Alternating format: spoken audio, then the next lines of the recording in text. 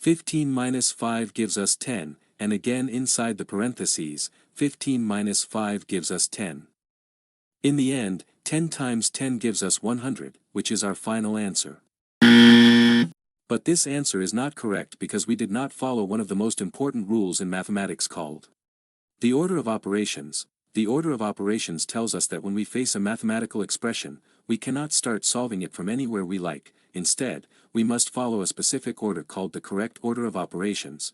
The correct order of operations is known by a short acronym called PEMDAS. P stands for parentheses. E stands for exponents and roots. M stands for multiplication. D stands for division. A stands for addition. And S stands for subtraction. According to PEMDAS, in any mathematical expression, we first calculate parentheses, then exponents and roots, then multiplication and division, and finally addition and subtraction. Remember that multiplication and division have equal priority in any expression that has both multiplication and division.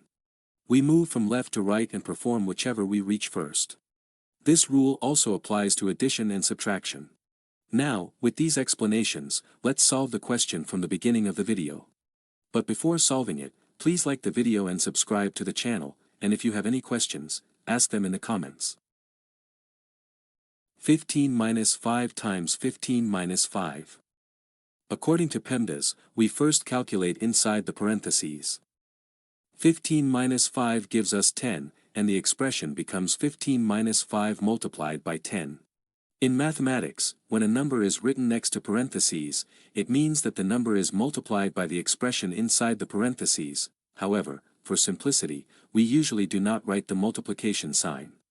Now in this expression, there is one subtraction and one multiplication. According to PEMDAS, multiplication has a higher priority than subtraction, so we first calculate the multiplication, then the subtraction. 5 multiplied by 10 gives us 50. In the end, 15 minus 50 gives us negative 35, which is our final answer. Thank you for watching this video. If you enjoyed it, like the video. If you have any questions, ask them in the comments, and I will definitely answer. Share it with your friends. And subscribe to the channel.